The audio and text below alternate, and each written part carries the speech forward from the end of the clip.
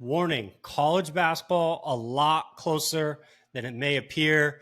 We are a month and a half out from the regular season getting underway. We have only a few weeks until GCU travels to Waco to take on Baylor for their first exhibition game. We've got media days upcoming. We've got GCU hosting USC at GCU Arena, again, about a month away. All sorts of exciting stuff going on right now. We've got you covered here at Go Lopes Radio. A lot to catch up on. With that being said, Tyon, take it away. Hey, we hoop at GCU, man. Lopes fans, welcome in. My name is Brennan Williams, and this is Go Lopes Radio. There is a lot going on in the college basketball world. There is a lot going on in the GCU athletics world. So we thought it was time to chop it up a little bit, talk about some of those things, and also a big introduction for you guys. I want to bring in Intern Blake. He's going to be helping out Go Lopes Radio this year. We are really excited to have him. Blake, we know you're a tier 1 ball knower, but if you can really quick, just give us a quick introduction. We know you're a student at GCU. Tell us a little bit about yourself, and then we can start talking some GCU hoops. Yeah, what's up, everyone? My name's Blake Holtmans. I'm a junior here on campus at GCU. I'm super excited to join the team. Grew up in Oregon, so I'm a Ducks fan as well, so hopefully that doesn't hurt anyone's feelings. But come from a basketball background, played in high school my whole life, always, watching games.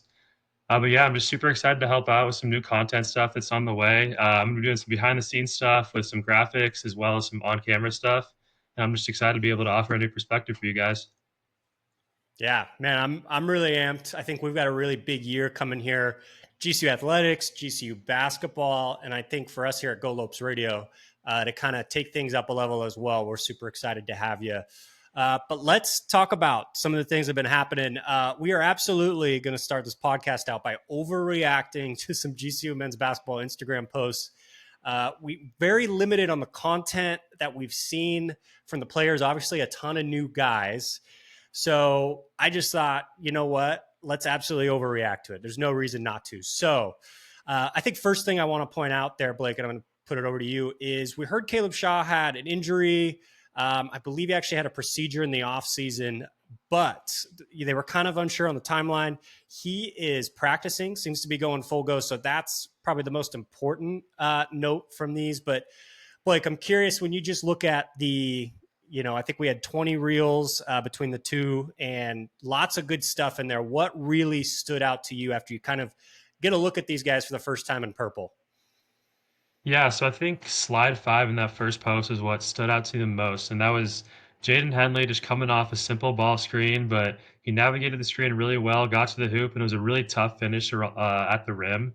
If you guys haven't watched a ton of Jaden Henley film, he's a transfer from UNLV. And he's 6'7", 200 pounds. So you're probably not thinking, he's a ball handler. But I would say, we got to get used to this. For someone his size, he's going to be handling the ball this year.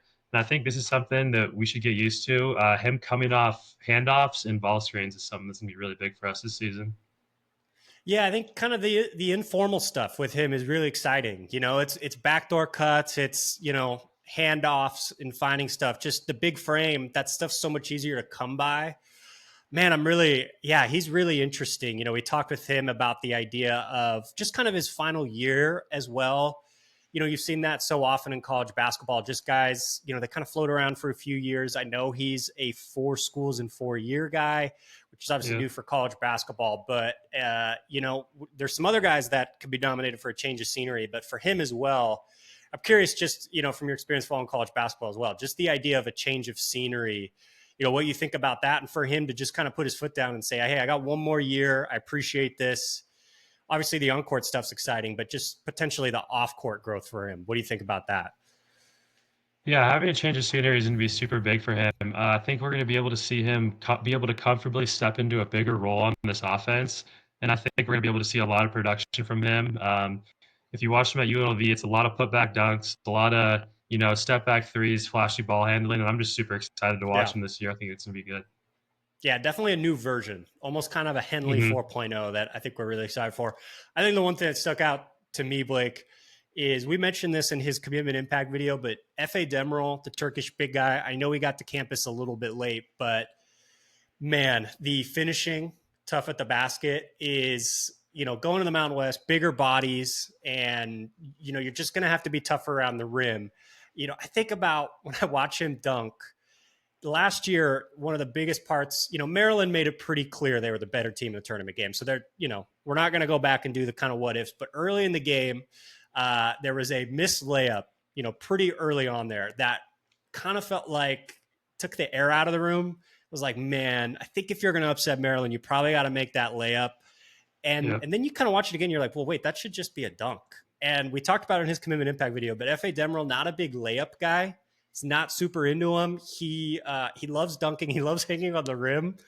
But man, just the ferocity upon which he attacks the rim. I mean, that's going to be something super different this year, right? Than maybe we're used to.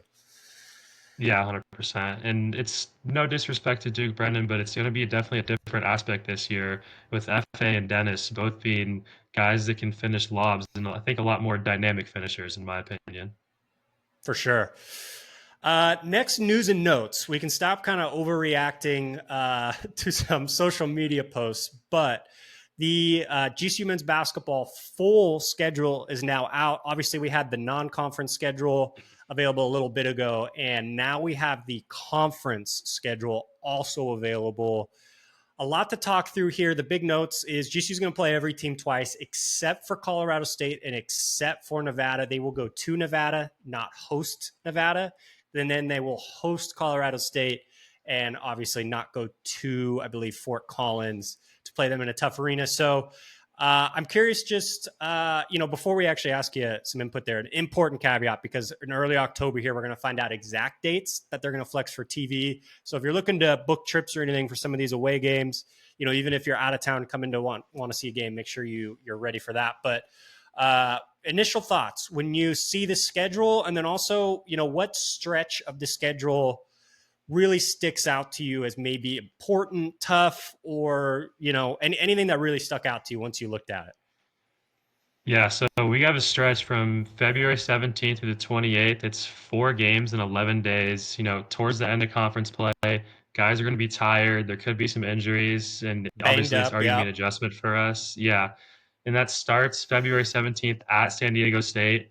I mean, that's a pretty tough game for anyone in the country to win. So Yeah. that's going to be a tough one. 4 days later, we get a bit of an easier one, hopefully. Wyoming at home. I have that down as a game we probably need to win. Yeah. But 3 days after that, we get UNLV at home. I have that down as probably like a 50-50, 60-40 game in favor of us. They're probably like the same tier as us in terms of Yeah. Mountain West rankings. So that's going to be a big game. If we can win that head-to-head game, that'll be huge. And then 4 days after that, it doesn't get any easier. We get Utah State on the road. Same thing as San Diego State. It's any team in the country beating Utah State on the road is pretty hard to do. It's So, tough. I mean, I think if we win 2 games in that stretch, I would honestly be pretty happy. 3 games would be huge because 3 games would be a quad one win and maybe 2 quad 2 wins. But I think 2 is I'm hoping what we can get. 1 would definitely be a loss in my opinion. Yeah, I was honestly, this is going to sound weird, but I'm looking at the start of the schedule. They go to Wyoming before Christmas, and then they've actually have another non-conference game before they restart play. But you go to Laramie, and that's like got to be the worst time of the year to go to Laramie.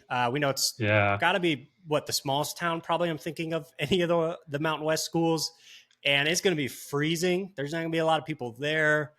It's, everyone's getting ready for Christmas, and it's kind of one of those games that you mentioned having Wyoming at home, you got to win. Also on the road, you kind of got to win that game.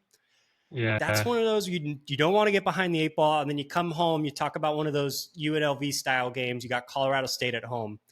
I think that start's really important because those 2 games after that, you've got what we think are the 3 best teams. We're going to have our Mountain West rankings, kind of in a tiered version coming out here soon in a few weeks. We're going to have that all for you guys. But what we think are the 3 best teams pretty comfortably out of those next 4 games. And if you get behind the 8 ball, kind of any point in the Mountain West, and you lose a game maybe you're not supposed to, it just gets tough. Like the math gets really tough on, trying to win the Mountain West and then just also trying to get a good seed in general. So you just kind of start going through that schedule, and it's a lot different than WAC life. That is for sure. That's kind of the first thing you're going through it. Yeah. Like, oh boy, where's the break at? There is just not there's not that kind of time off, or if you need to figure stuff out, or, some guys maybe need to only play 20 minutes that's just not going to happen. This Mountain West schedule is super tough. And I guess we're going to kind of figure it out. I think the thing that I think about off the court with those first two games is just this idea of GCU being new to the Mountain West.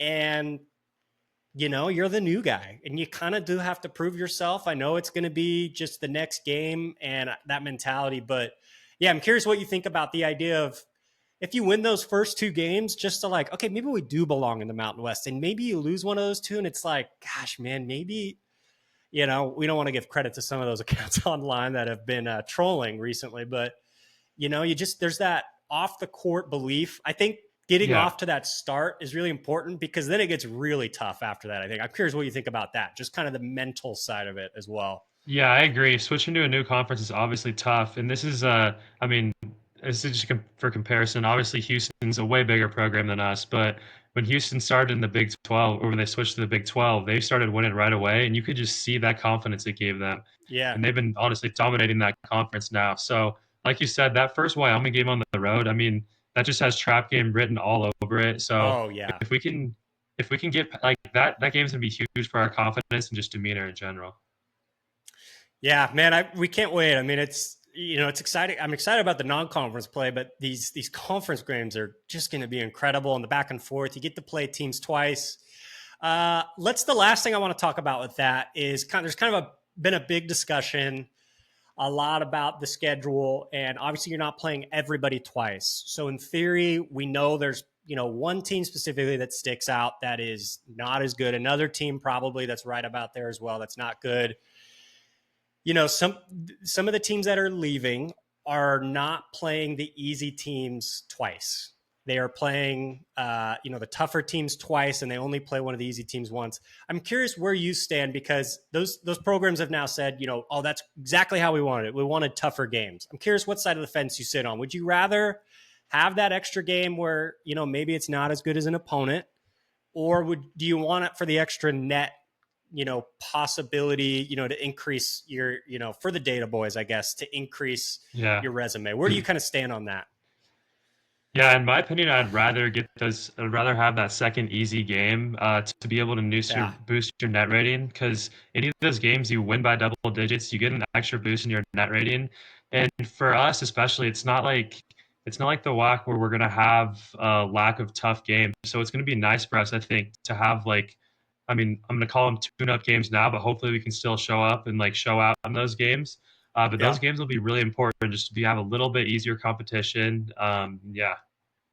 Yeah, that's where I stand. There's going to be, I think the one game difference isn't a big deal from the resume standpoint. You're going to have plenty of opportunities, right, to handle business, play some good teams. Obviously, you've got your non-con. I agree. I think this is going to be a grueling 2.5, 3 months for every team in the Mountain West this year. I'd rather just have that extra game against one of the bad teams for sure. Undoubtedly, we'll see how it shakes out. They're saying that now, but I'm curious maybe at the end of the year if it's potentially different. Obviously, it could depend if you play in Wednesday or Thursday in the conference tournament. Lots to go through there, but we'll see how it all shakes out. Can't wait. But yeah, GCU will open Mountain West play at Wyoming in Laramie. A tough trip, probably the toughest trip. Not including the environment, the team, but just travel-wise, the toughest trip. So intrigued to see how that goes. Let's transition. I think we have to talk about this. This is kind of a weird taboo topic, but a lot of conversation this offseason around betting, college sports, the student athletes, and all that kind of blending in. And so instead of me trying to summarize what happened, I'm going to read from the article. That way we don't misquote anything, but specifically affected things in the Mountain West. I think it's important to talk about this, and then we can have a broader conversation here. So I'm going to read this off for us here. So this happened, I think a week and a half ago. The NCAA ruled that Fresno State forward Michael Robinson, San Jose State guard Steven Vasquez, and Fresno State guard Jalen Weaver are permanently ineligible due to gambling violations and are no longer enrolled at their schools. Robinson and Vasquez, who were roommates at Fresno State during the 23-24 season, conspired to wager on Robinson to underperform during a Jan 7 game between Fresno State and Colorado State. These prop bets totaling $2,200 were placed on the under on Robinson's statistics.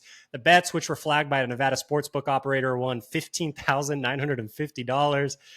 One of the bets was placed by Vasquez and a sportsbook trader, according to the NCAA. This is not good. Blake, I'm curious when you hear this. Obviously not good. I know we're in a weird spot right now with, betting sponsors everywhere, this and that. Betting on unders is just never, betting in general not good. Betting on unders is kind of that extra, icing on the cake. That's not good. Yeah. Curious your thoughts just kind of when you heard this and saw this. Yeah, I mean, this just sucks. There's no other way to look at it. And I mean, after hearing about this story and other similar stories, I mean, I think there's a simple solution. We just need to increase regulation on college prop betting in general, not even just basketball. I think football as Yeah. well. And I think the easiest way to do this is just eliminating the unders bets, make it so that's not a possible thing you can do. Because at Interesting. I've the end of never the heard that. day, Yeah. yeah. So if we just eliminated the unders, I mean, that's basically the easiest way for these people to try and get money down and make some money from it. So I think that would be an easy fix that I think everyone really wins in that situation. Because at the end of the day, this just hurts the integrity of the game, and really no one wants to see it.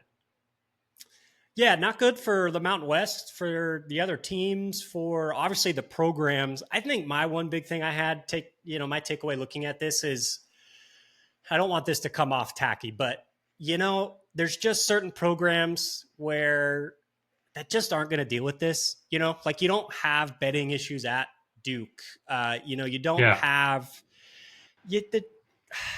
and this isn't a shot at either of the programs involved here, but it's just, you got to set the culture. I think back to my conversation with Mark Rogers from the Behind the Program series, how much he talked about character and the kids they bring in and the tone they set and how much time they put into that.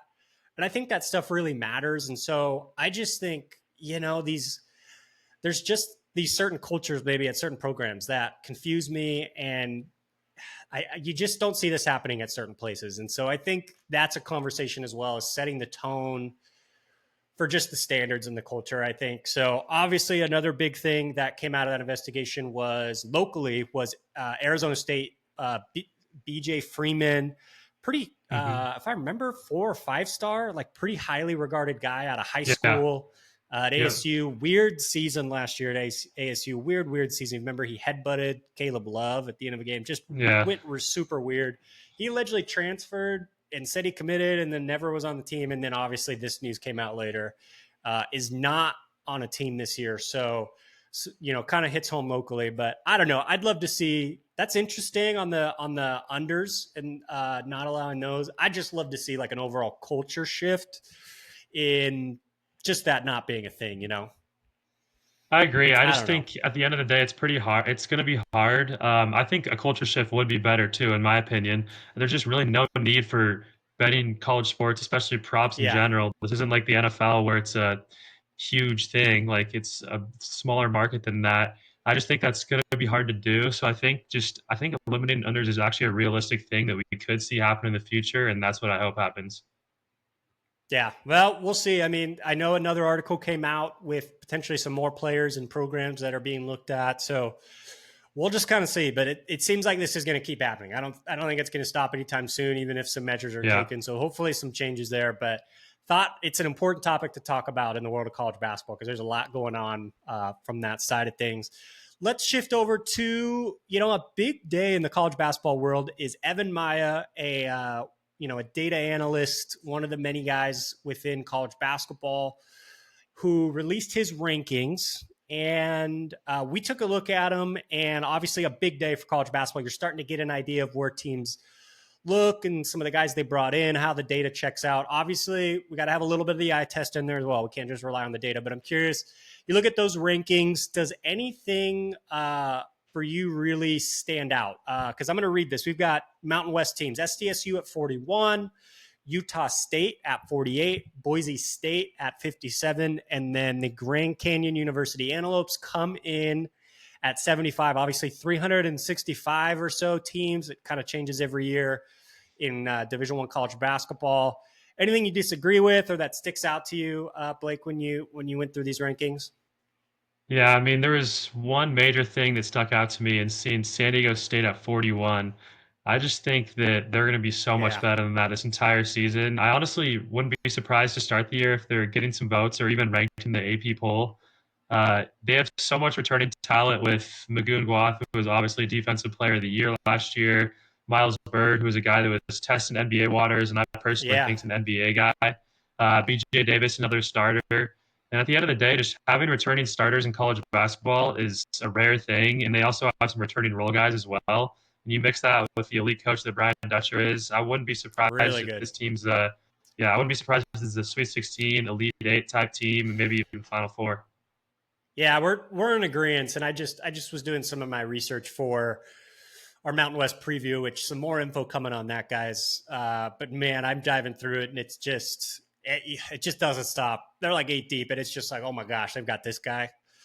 Dutcher's got a lot of things to play around with this year, and it's gonna be a good test. I know GCU's had a lot of success in the past against SDSU, but I'd be ready for some battles this year. The 2 games with SDSU. I'm curious. You look at the Lopes at 75. Anything that kind of sticks out there? I think for me, the first thing for me is just how tough it is data wise to put this all together. You've got a guy like Nana Usu Nana who didn't even play last year, right? Who was out. So, we see in the Instagram post that, he nails a 3 and it's like, oh boy, does he have a jumper now? It's hard to kind of put that stuff, all into a easy data roll up and just a number. So I'm curious, when you look at the Lopes coming in at 75, anything stand out? Do you think high, lower, fair? I mean, what do you think? Not really. I'm kind of on track with you. 75 didn't stick out to me too much. When I was thinking about it, I was thinking, is there 74 teams, on paper that are more talented than us? I probably not. I don't think so. But at the end of the day, we have so many like new players. Like you Yeah. said, it's hard to put that into a database and see how they're going to gel together. So I think 75 is a proper rating, and like I don't. That's not a bad rating at all when you look at the teams who are ranked around us. It's Oh, teams that yeah. are middle of the pack, ACC, Big 12 teams like West Virginia, Notre Dame. And I think that just shows how far we've come as a program that we don't have too many Yep. key returning guys, and we're still ranked at the start of the year with a lot of these big time teams. So yeah, I'm fine with 75. Yeah. 75. Yeah. I think it's just so hard. You look at I think probably 90 to 95% of their production is gone from last year, and they bring in a ton of new guys. We both agree. We love the talent, and it looks really good and all the different options. But yeah, like you said, at the end of the day, you just gotta go out there and do it. And what versions of guys are we going to see? Dusty Stromer, could he be another guy where he kind of gets a refresh under new plays? He looks different. You just never know. So we'll kind of see how that Yeah. pins out. But the Lopes come in at Evan Miya's rankings, which are available at evanmiya.com. They come in at 75. Next piece of news: conference tournament bracket is announced for the Mountain West. Obviously, I've actually got my whack tourney shirt on right now, but the Lopes will now be a part of. I don't know what. I mean, we still probably just call it Lope Vegas, right? It's just a new place, Thomas and Mack Center under the Mountain West umbrella. Will be that same week right before the conference tournament, or sorry, the NCAA tournament will be the week before. One important note is the women are actually going to be over the weekend before the men. And then they end, I believe, the championship games on Tuesday. But for the men's tournament, obviously with GCU getting added to the fold, 12 teams. If you're familiar with the old Pac-12 bracket, 5 through 12 play on Wednesday. 1 through 4 get buys to Thursday.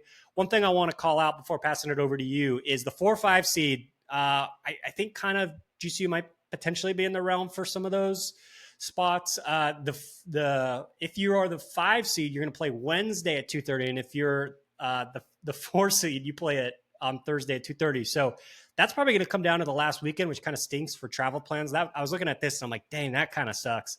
That's going to be tough to project because we know flights get expensive for Vegas. Any takeaways on this? I know in the past, if you're a Mountain West team and you wanted to make a run from the back, it was 4 games in 4 days. So that kind of is the same if you're not a top 4 seed. But any takeaways looking at that conference tournament bracket that got announced for the Mountain West?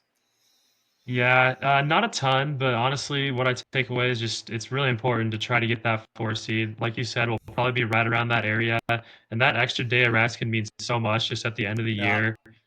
Yeah, so I think winning, like realistically, winning 4 games in 4 days, if you're not a top 4 seed, is I mean, it's nearly in the Mountain impossible to West. do. Yeah, I and think it's I it's think I think if it's you were to say that a year ago, and even they did it 2 years ago for the WAC, right? Okay, you got a Mhm. few teams maybe that are 70th, 80th ranked in Ken Palm, going 4 in 4 days. Okay, maybe that's doable. This is going to be bigger bodies, NBA talent sort of stuff. 4 games in 4 days is a lot different, right? Yeah, it's a lot different, and realistically, you're gonna have to play a team in the semis that's at least on the bubble, if not probably considered in the tournament. And in the Yep. championship, that's 100%. That's gonna be a team that's likely in the tournament. So, 4 games in 4 days gonna be hard to do. Let's just hope we can secure that top four seed, and so only have to win three. Yeah. Oh man, I'm already excited, man. We're already like 6 months out from Vegas. So, Yeah. basketball is coming around the corner. Obviously, we've got college football right now. College basketball is coming, and then, just like that, it's going to be conference season and then heading to Vegas. Last thing we really wanted to talk about here and end the podcast with is you did a little deep dive. Each year, we know in kind of every sports league right now, there's been a lot of just changing of rules, modernizing things, kind of across the board. Obviously, the NFL with kickoff. College sports has had a lot of change as well. They have made some pretty significant rule changes. We want to go over those now. I think it's important. We've got an exhibition game coming up here in 3 to 4 weeks for the Lopes. I don't know how much of those rules are going to apply, how much they're just planning on getting out the court and playing, but I'm going to pass it over to you, Blake, to kind of run through some of those rule changes and just so Lopes fans can be ready, for some of these things that might happen and they're not surprised come game one. Yeah, so there were some big rule changes. In my opinion, the biggest one is the coaches' challenges were added. So this is just like the NBA. You can challenge an out-of-bounds call, goaltending call, and a charge call when the defender's in the restricted area. You have to have a timeout to call a challenge, and then if that challenge is correct, you'll end up getting another one that you can use in the game. If that first challenge is wrong, you're going to be out for the game. I think this is going to be super good. It's just like the NBA where Yep. if Clean. because Yep. last year when it wasn't under 2 minutes left, then you weren't really able to review anything. So this is going to be a super big step up in my opinion. And then another rule change is the officials aren't allowed to review all these things with under 2 minutes left. I know if you watched a lot of college basketball, especially last year, there was so much stoppages under two My minutes gosh. left. And it got to the point where the flow of the game is just super choppy, and it would take like 20 minutes in real time for 2 minutes to I pass. think I think the Seattle U game that started late last year that was on ESPN. I think started at 9, and the last like 3 or 4 minutes of gameplay. Maybe it was that game. Was another one. Man, I got out of GCU Arena by the time I walked out after press conferences and stuff. I was like, "You've got to be kidding me!" And they took like 30 minutes to do the last 2 or 3 minutes, and that game's on national TV too. It's like who's benefiting from that? I get you want to get the call right, but there's got to be a way to improve it. So it sounds like they're taking the steps at least. Yeah, they are taking the steps 100%. So under 2 minutes, officials can still review goaltending and restricted arc plays. Those were just shown to have minimal impact on the flow of the game. And I agree, those are things that aren't going to happen too often under 2 minutes. So yeah, overall, I think this is a good rule change. And then the other big rule change that came up was the continuous motion rule. So I'm excited to see how this is going to play out. If it's going to be similar to the NBA, where if you get fouled and you're in that motion, you can still have another dribble, you can still finish your move. I'm not really sure how it's going to look, though. I'd like to hear your thoughts on that as well. Reading through this, it's kind of put it in the block charge category. Like it might honestly depend on the night. It might depend on the crew. It might depend on one ref in the crew. Like it might differ between the three refs. I don't know. I'm intrigued to see this play out. I think, college basketball could use a little more continuation. I think we've seen times where when you get behind the eight ball, you can kind of foul and then kind of stop the play. And then the offensive Yeah. player is kind of at a disadvantage. I know the defender only gets 5 fouls, so there is a pretty significant penalty there. But I do think some changes needed to happen to the continuation. Now, I don't want it to go as far as the NBA. I think that would be there's some pretty egregious ones. We can all agree there. The NBA can Yeah. peel it back just a little bit. I think if they can find a middle ground there, give a little bit of continuation, give some more kind of room to the offensive player to make plays and kind of benefit if they get by someone and not kind of be able to kind of be stalled by the defender. I think a little bit of continuation will go a long way and just kind of put some more pressure on the defense. I think can give us a more exciting product. I just know, they had the rule. Gosh, there was one a few years ago. where they were trying to really cut down on something, and they started doing it right out at the start of the season. It was like everyone was getting Yeah. technicals and flagrants. I can't even remember what it was for. And everyone Yeah. got super mad, and then they pulled it back, and then they just stopped doing it after a few weeks. So I'm interested to see if they kind of come out strong on this continuation and really offer it. But if they try to kind of put the toothpaste back in the tube, I don't know. I'm a little nervous on that. And we might just have to see how it unfolds. I don't really have an answer. And reading through it, to me, there's a lot of gray areas. So I don't know. We'll just see. Yeah, I agree. A lot of gray area. Like you said, I'm hoping it's not like the NBA. There's certain players that definitely take advantage of that. Oh, But who knows? So hopefully it's something I'm excited for. And I think it's something the players will definitely like because at the end of the day, it's just going to lead to more and ones, and it's also going to help them adjust the pro leagues a lot more. So we'll see.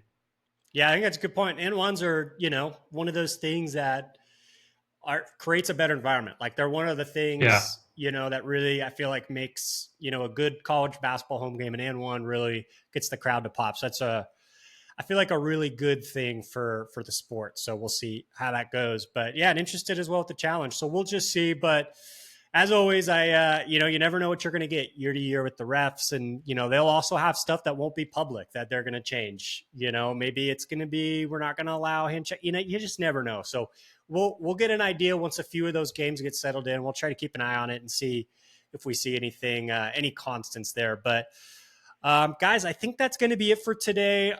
We talked through quite a bit of college basketball news, some things going on in Lopeland, rule changes so that we're ready.